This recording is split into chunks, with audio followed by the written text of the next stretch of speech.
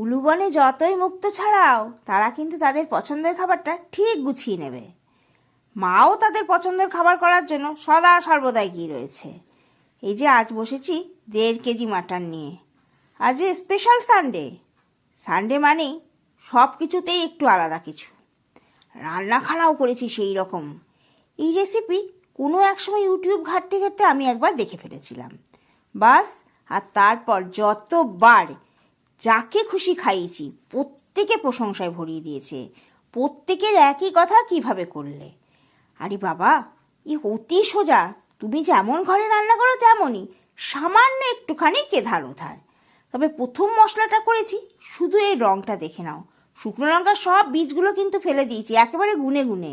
এইবার হলুদ। মাংসে প্রথমে নুনটা নয়, হলুদ দিয়ে পেঁয়াজ দিয়ে খুব ভালো করে কষানো হয়ে এলে তখন দিয়ে দিয়েছি মশলা। এই মাংসটা করতে একটু সময় লাগে, এটাই যা এর একটাই যদি দোষ বলো দোষ। আর তেল নিজের মন যখন যতটুকু চায় ততটুকু দিয়ে এইবার খুব ভালো করে কষিয়ে নেব। আজ কিন্তু ঢিমের থেকে মিডিয়াম, মিডিয়াম থেকে ঢিমে। বাস, একে বেশি আঁচে রান্না করব না, তবেই তো এর স্বাদটা হয় এত ভালো। এবার নুন দিয়েছি, ওইদিকে মাংসটা কষুক। এইবার দেখিয়ে দিই এর আসল গোপন রহস্য কী। সত্যি এটা যদি না শিখতাম, মাঝে মাঝে ভাবি কী যে বড় একটা ভুল হয়ে যেত। অসাধারণ বললেও বোধহয় কিছু বলা হয় না এখানে, জানেন।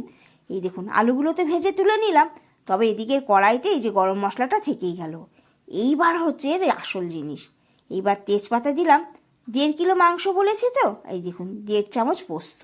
বাস, একটুখানি কড়াইটাতে হালকা করে নেড়ে চেড়ে নেব। আর একবার চেক করে নেব মাংসটা তো ওদিকে কষাচ্ছি, যে মাংসটা ঠিক কতটা ঝাল হয়েছে। তার সঙ্গে আর মিশিয়ে দেব একটুখানি গরম মশলার সঙ্গে ওই গোলমরিচের গুঁড়োটা। সব দিয়ে সামান্য একটু ঘি তো দিতেই হবে।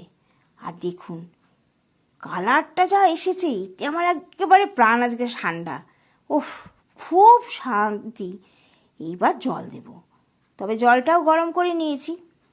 আর ওই কড়াইয়ের মশলা যেটা আমি ভাজছিলাম সেটা কিন্তু মিক্সিং জারে দিয়ে খুব ভালো করে পেস্ট বানিয়ে রাখবো।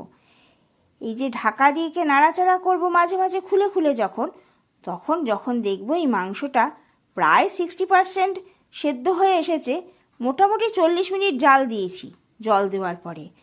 তা 15-20 মিনিট বাদে যখন দেখলাম এরকম 60% সেদ্ধ হয়ে এসছে, এইবার এই মশলাটা উপর থেকে দেব। আরেকবার বলে দিচ্ছি, এখানে 1.5 চামচ পোস্ত, সামান্য এলাচ, দারচিনি, তেজপাতা আর একটু গোলমরিচ গুঁড়ো আছে। গরম মশলাটাও গুঁড়ো দিলে হয়, তবে আমি তো ভেজে নিয়েছি, এর কিন্তু গন্ধটা খুব ভালো হয় এতে। আর এবার দেখুন, যেমন রং তেমন ঢং, কি বলেছিলাম তো। আর সেই রকম স্বাদ। প্রাণ ভরে রান্না করি, স্বাদও দেয় একেবারে প্রাণ ঢেলে, জানেন। অসাধারণ। ভাত, লুচি, রুটি, পোলাও যার সঙ্গে নিয়ে বসবেন তাতেই একেবারে ভরিয়ে দেবে। এই জন্য তো এত প্রশংসা। আর আমিও সবাইকে খেতে দিয়ে দিচ্ছি।